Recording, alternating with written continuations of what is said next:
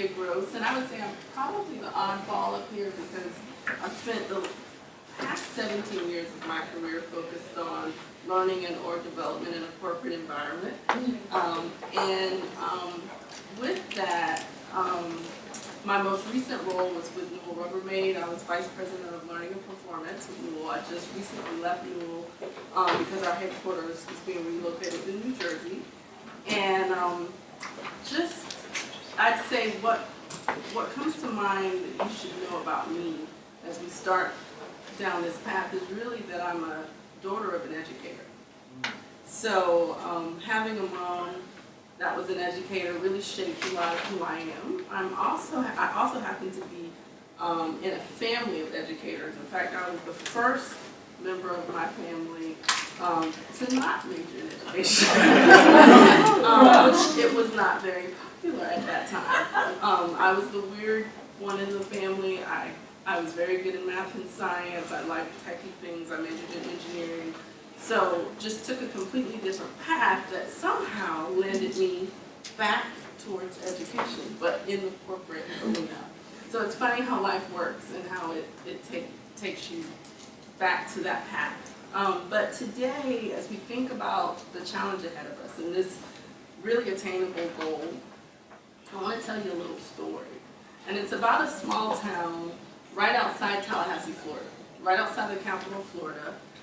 This town has, I think at this point, every school in the town is a failing school. It has a 60% graduation rate. And about 59% of the students are below income, very low income students. But there are some bright spots, or there have been some bright spots in that school. Even though they had trouble attracting and retaining really good teachers, there were a few teachers that liked that type of challenge. And one of these teachers I know very well, and she took this challenge on some years ago to work in a failing school and try her best to be there for that organization, for that community. And in the story, just to kind of give you the 30-second version, she did things a little different. In her second year, she was able, and every consecutive year, she was able to turn her classes from not meeting requirements for standard tests to exceeding the requirements. And so they started to take notice and say, what is she doing differently? We want to come in. Is she following the rules? Is she breaking the rules? But the way I look at it is what she did is what we call in corporate America, she had a really good integrated change management plan. And the way she did that was in year one, she came in and she said, I'm going to host monthly partnership meetings with parents, where parents have to come in once a month and meet with me for an hour on the success of their students, their kids. Take in mind that most of those parents were one-parent households, or in many cases just the grandma, and that's it. But she was able to turn it around, and so I have a couple of things I jotted down. Another term we often say in corporate America is that culture is queen, or culture eats strategy for breakfast. And so, I didn't tell you the long version of her story, but if you were to hear it, you would know that what she did was change the culture of how education was, of how we partner together as a community to educate our students. And when I look at the rankings, specifically across the country, across the globe, East Asian countries, right? They always do so well in those rankings. And I said, what is it about them? Well, these countries have a strong culture of accountability and engagement. And I started asking myself, what could we learn from them?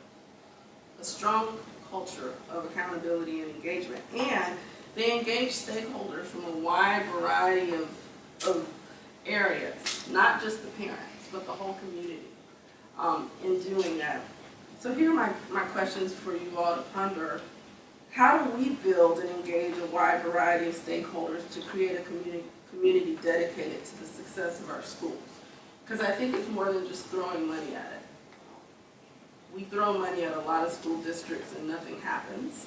So how do we build and engage? How do we get that integrated change management plan? How do we evaluate, how do we elevate the status of our K through 12 educators so they get the respect and the pay they deserve? That's something else you'll see in East Asian countries.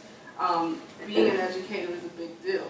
It's like, you know, it's not, I feel, and this is my point of view, I feel that oftentimes we romanticize being a teacher so that we can have a reason to pay them less. It's not right. We need to do better.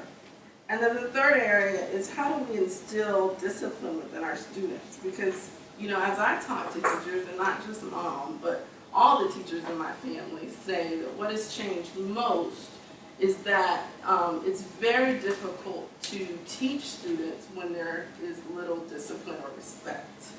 And so these are all, you know, issues. Sometimes we don't want to know the truth, but it's the truth of the matter. Our kids just don't have the respect and don't show their teachers the respect. But if we could delve into some of these root causes, I do think that we could achieve the goal that we have set for